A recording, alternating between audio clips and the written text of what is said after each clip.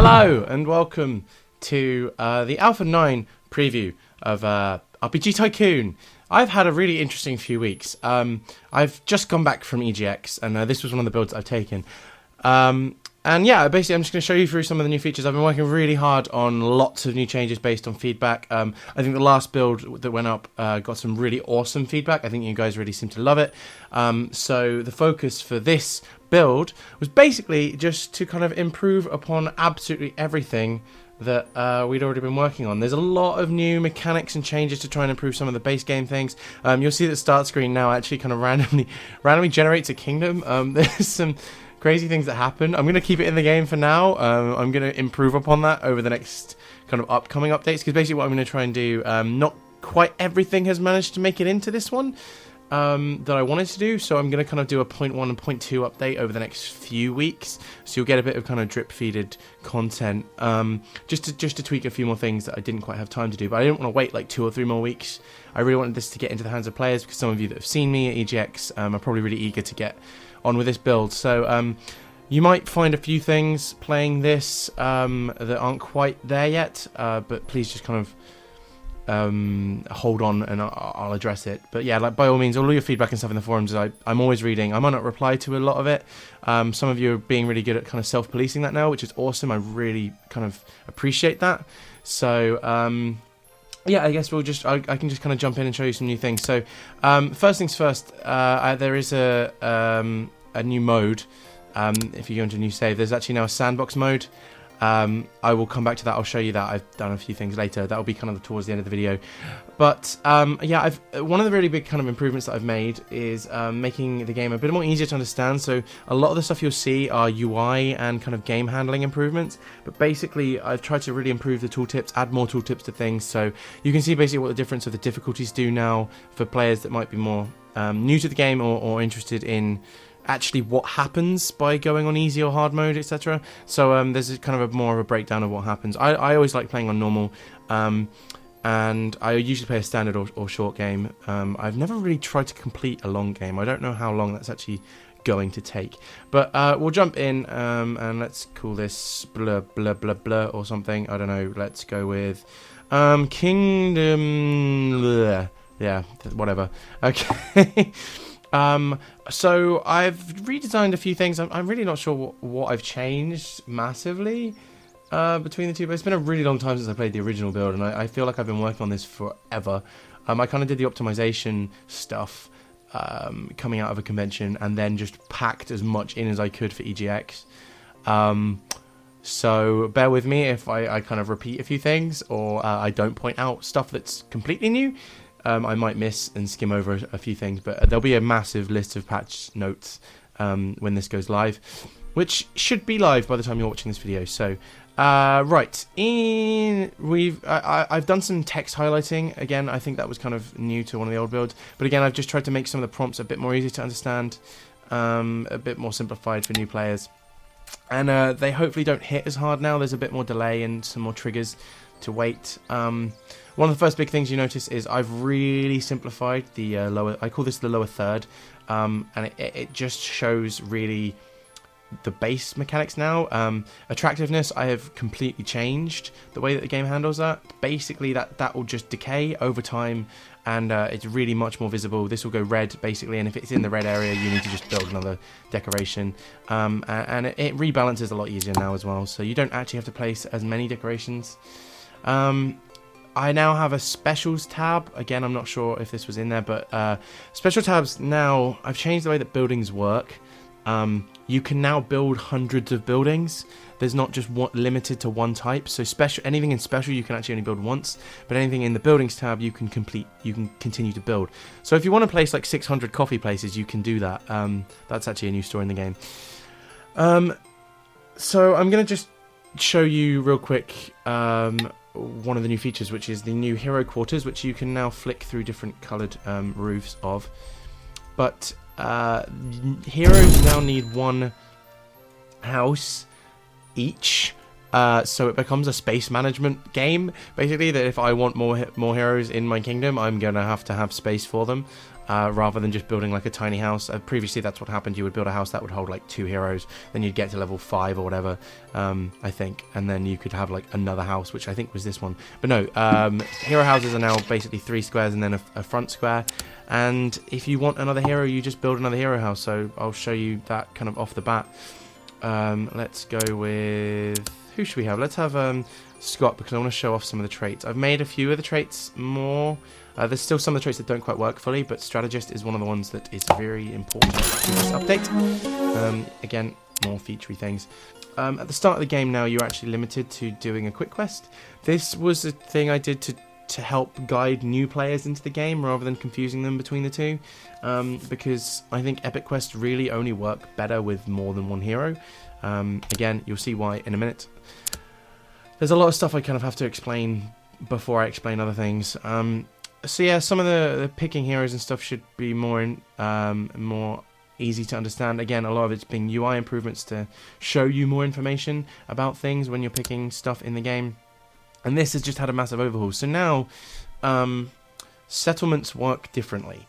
When you start the game, if you're playing on normal, you start with 2 settlements, and it's your job to actually protect the settlements, and you can do this through various ways. You basically keep them happy by visiting them with quick quests, and all of the quest types are now in a kind of scrolly mode, and you'll unlock them as you progress. So match supply combos correctly in order to unlock. I've reworked the supplies to just be easier and less weird, in a nutshell. So let's go with stockpile. This is now the new supply system. It's really simple. You just match 6, and every time you do a quest, it will tell you which ones are right and which ones aren't right, just so you can see how the new supply system works. It's basically, you can quickly just check how this combo that I've had before, so if you've had a combo that you've already done, this little button will appear here. You click that, it will show you all of the feedback from that combo, so you can kind of start to really take a snapshot of what you're doing each time. So I know that accessories is useful, so what I'm basically going to do is just put it in every slot, and see if I get it green. So I'm going to stick it straight in the first slot, and then maybe try something. So I didn't take armor with me, so maybe I'll try armor. I don't think I took climbing gear, so I'll try climbing gear. And you basically just got to see what you get that's blue, because completing these and successfully getting supplies and quest types will unlock more quest types for you. So you kind of want to match these up correctly so that you can unlock everything. So you'll notice kind of as you experiment and do things, you'll unlock more things. So it's well recommended to kind of try and mix and match to get things correct. Oh, and there we go. We managed to get accessories in the right slot. So that's now green. And one of the really cool things is... oh well, okay. We've got something else. So there used to be like a little pop-up that says your kingdom level has increased. I've added what I call a kind of alert. This will happen to a lot of things that I want you to kind of notice, but not necessarily kind of sit in the message queue and stuff. So these are a bit less important. The stuff in the middle is now more important, and it will kind of just pop up and then fade out like that. There's a lot of things like that, so that'll appear when your kind of attractiveness is low, and it's just kind of little alerts that you should be able to notice really easily, but don't have to pay too much attention to get you to realize that things are happening. And again, it's just kind of, it's really a usability update, this one, of just making things a bit more easier to understand. So one of the other interesting things I've done is I've made the info box for the tavern a lot more readable, and you can see what kind of type of building it is when you hover over, so you can match like what they want to the type of building that you've got. So if you've only got like one drinks place in your kingdom and people are still wanting drink, you probably want to build more of those. Things like just giving you more information on the quality and how that affects things, your store sale price, whether it's been attended or not. I've added a new little feature because people were getting confused as to what places their heroes are going to, and now this little thing hovers up if you've got heroes inside buildings. There'll be little kind of icons to show that, so it should be a kind of easy go to. Oh right, okay, so they're inside the tavern, so I just go here and then they're no longer in the tavern. So I introduced the dice roll in kind of 8.3 based off some feedback from a convention, and I've just gone with it and really improved that even further now. So you can see all the different types of epic quests that you can unlock as your epicness level increases.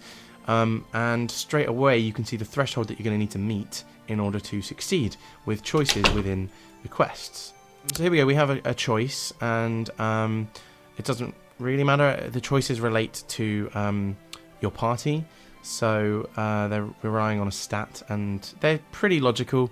You know, more aggressive approaches will rely on strength, that kind of thing. So let's call out the voice. And it's a bit more interactive. So now you have a score and a target that you need to meet. And in order to do that, you get to force the roll. So you say, okay, well, Scott the Honest's turn. He has 18, which I guess it's going to be a strength or intellect or something. There's still got to be some puzzle elements to working things out. But he managed to get 2 dice rolls because he has a strategist, which the strategist trait, which gives him the bonus of being able to get an extra dice roll from time to time. So he actually managed to get 2 dice rolls of a d12 dice, which scored 10. So actually, our next hero only needs to score 5 in order to do that. So actually, the stat will rely on basically how many dice you get, up to 6 dice. So you have the ability to score like 50 something. I think it's like, what is it, 66 or something with each hero, 70 maybe. So it just makes it a bit more interesting, a bit more dynamic, and there's kind of a bit more tension in there. So you go, oh, am I going to get that 5? And I did. I managed to get 6 this time. As heroes level up, you'll see that number increase, and obviously as you equip them with things, and it just adds a bit more. I don't know. You get more involved with each quest now. So one of the new things now is that when a building level up, they actually have upgrade points. So leveling up basically makes maintenance more expensive and boosts stock quality and stale prices ever so slightly, but not really very much. Now, if you want to actually upgrade a building, you have a bit more control over what gets boosted. So when you have an upgrade point available, you can now spend it. And you literally do that by going through this menu. And for instance, if I want to upgrade the stock price of my tavern, I can just click that, and it's now been upgraded, and that point has been spent, and my stock price has gone up. So if you want a building to really produce people happiness, you can really focus on creating those happy buildings. Now, why would you do that? Well, having multiple versions of the same building, such as a tavern, will actually produce diminishing returns. So each iteration of the same building that you place, they'll become less and less effective. I just thought that was a really interesting way to add that balance to the game. But using the upgrade points, you can say, well, actually, I want this one to be like really happy, and then this one to have the most money, or you can really start to kind of balance the money and things. You can still get items that affect that, and you can apply those to the buildings. So you can kind of have these buildings that are still producing like loads of gold, which I haven't taken out of the game because I think that's really fun. But I've done some more things within the inventory, such as giving you a bit more information about weapons. So you get a percentage bonus now, and you can have a look at that. And I actually don't have a hero that can equip that. Let's have a look. We must have, there we go, Scott the Honest. So you can see what that equipment is actually going to do. So if I equip it, it's going to boost from 36 to 39, 18 to 21, and 36. So this is the raw kind of base stat, and then how well it's being affected.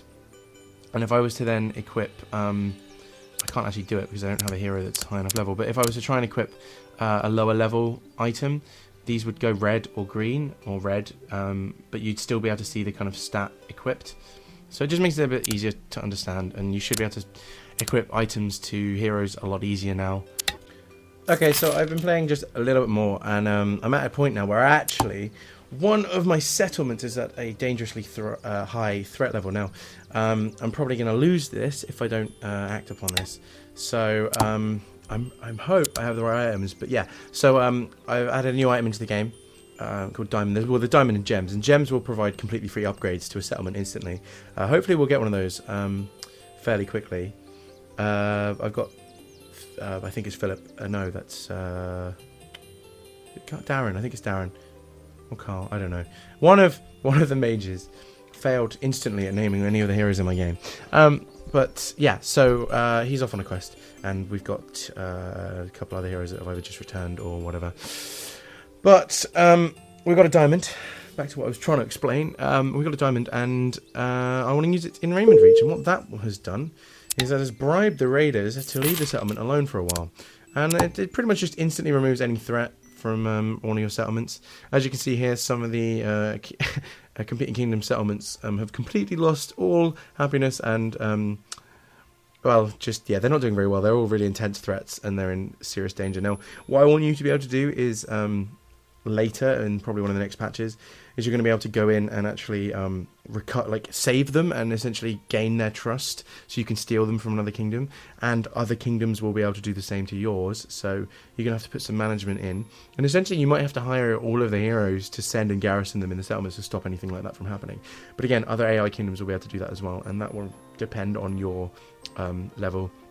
There's also going to be more information within the kingdoms menu. Not all of these fully work yet, but I'm going to have basically that sort of thing, like how many kingdoms I had over, just more stats and info.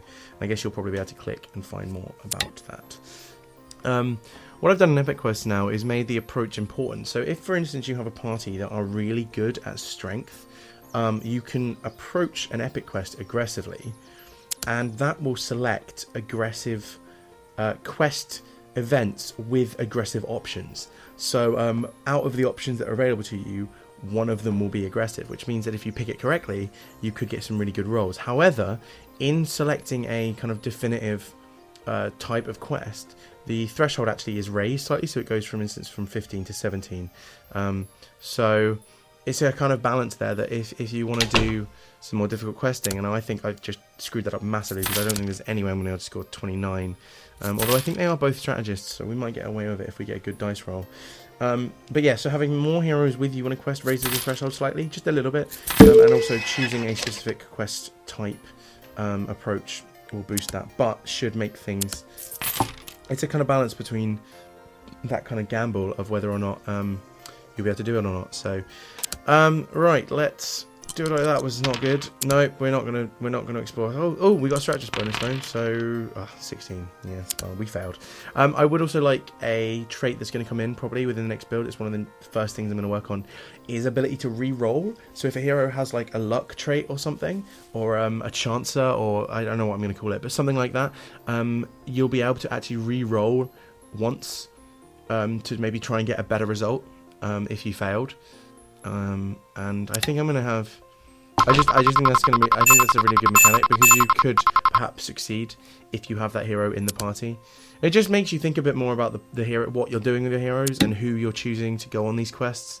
And yeah, I just think it adds a kind of more strategic element to the quest system. Some of these quests now distinctly require certain heroes with certain traits within your party to actually succeed, and some of them will also unlock certain things. This one doesn't.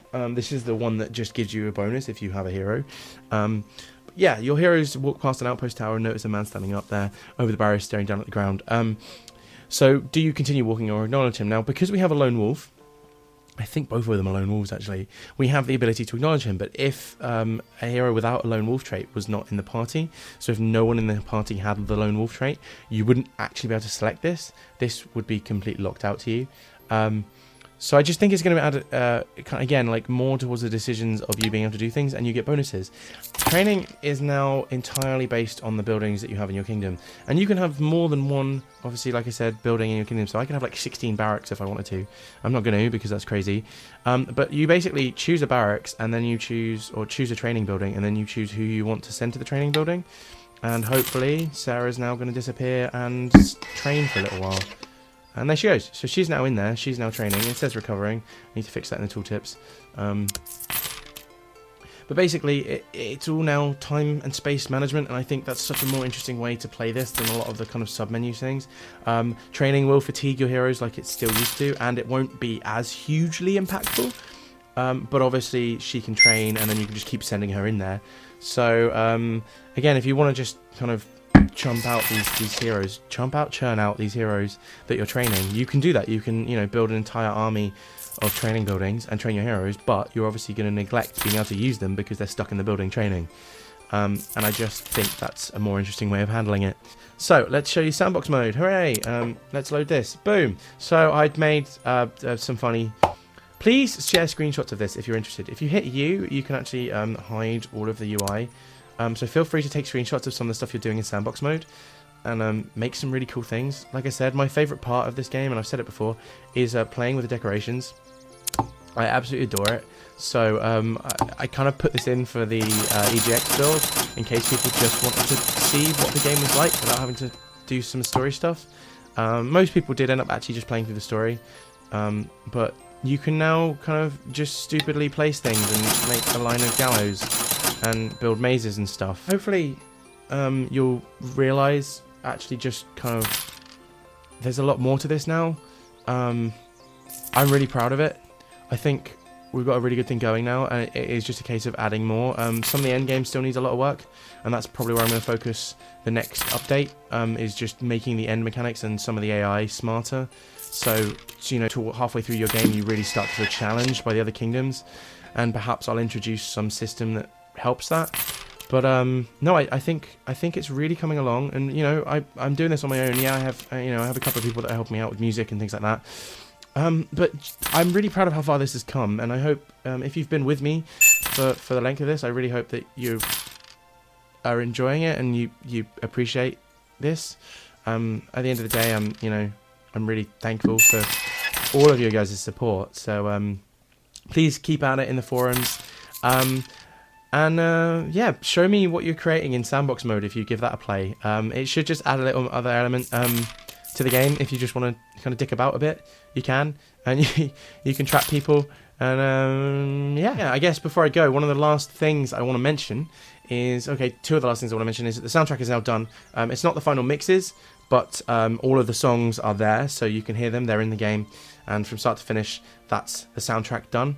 I've had a lot of good comments at EGX about that, and I've relayed them back to Flipluka about that, and he's really pleased, so thank you for the kind words. We're doing some work on the sound design. I want to do some spatial sound design, as kind of when you have different buildings and things, they're going to have their own sounds. So I'm going to be focusing a lot more work on that. But yeah, one of the other final things, I guess, really, is I've opened the game up to modding. So there's a nice little folder called Data with some XML files in that if you fancy having a play around with, you can. It will break the game, no doubt, if you do it wrong, so pay close attention. I will put a video out on how to actually do that, but there's a few things that you can mod. You can add your own buildings into the game if you want to do that. You can't add new types of buildings, but you can add kind of reskins and new variations of the buildings that already exist. So if you want to add a new type of drinks shop, you can do that. If you want to completely make all of this stuff 3D, you can access the texture packs, and you can do that too. Like I said, I will have a brief tutorial on how to do it, but I'm not adding workshop support in fully yet because it's going to take a lot of time, and I don't know if I can actually do it. But the data files are there for you to play around with if you want to, and if you want to share them around. Probably one of the easiest things that you're going to be able to do is add your own quest events. They're really easy to understand. So I would recommend just jumping around and playing around in the XML. I will, like I said, put a video out probably over the next few days, showing people how to add their own buildings in, and then how to edit the quest events, because once you've learned how to do that, you've pretty much learned how the rest of the game handles it. But yeah, that's all now available for you to play around with. So if you're interested in that, go ahead. And yeah, I really hope you enjoy this update, and let me know what you think. Cheers.